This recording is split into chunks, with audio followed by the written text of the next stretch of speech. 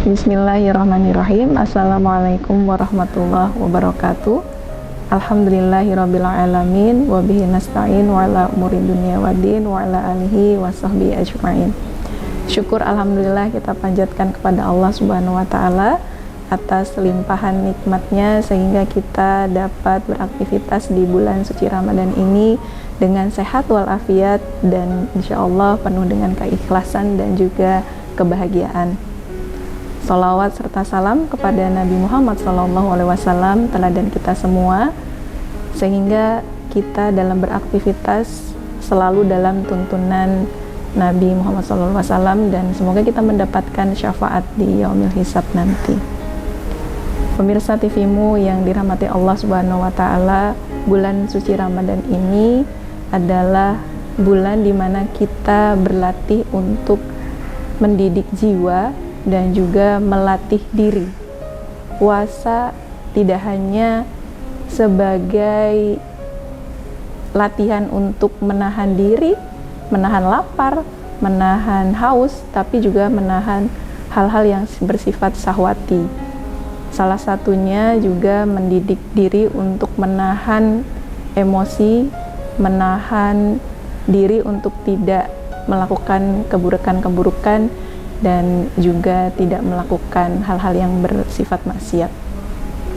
Momentum puasa ini juga menjadikan kita lebih bertakwa kepada Allah Subhanahu wa taala. Salah satunya bisa dilihat outputnya dari sifat manusia yang di sini mendidik insan menjadi lebih tawadhu. Kemarin di pekan sebelumnya kita sudah membahas mengenai keutamaan dari sifat tawadhu yang secara singkat dan sederhana. Tawadhu ini adalah menahan diri, rendah hati, mau menerima nasihat dari orang lain, mau menerima masukan dari orang lain, tidak menolak kebenaran dan juga tidak merendahkan orang lain. Dan tawadhu adalah lawan dari sikap takabur, ya. Sehingga ketika puasa ini alangkah lebih baiknya dijadikan momentum sebagai latihan terus-menerus untuk menahan diri. Dan ada banyak keteladanan-keteladanan yang dicontohkan oleh Nabi Muhammad SAW dari mendidik jiwa agar tidak mudah marah, agar tidak mudah tersulut emosi, karena pertengkaran itu bisa terjadi atau sering terjadi ketika kita tersulut emosi, tidak bisa menahan diri, tidak bisa menempatkan diri ketika kita direndahkan oleh orang lain, tidak bisa menempatkan diri ketika kita diremehkan oleh orang lain. Nah, sifat tawadhu ini perlu dilatih di bulan suci Ramadan ini menjadi momen yang begitu berharga untuk kita menahan diri, berlatih menahan diri agar kita tidak mudah tersulut oleh emosi. Ada nasihat dari Imam Al-Ghazali mengenai sifat tawadhu ini: apabila bertemu dengan seseorang yang lebih muda, kita menganggap bahwa orang ini belum banyak dosa, sehingga pasti dia lebih baik dari saya karena saya sudah banyak melakukan dosa.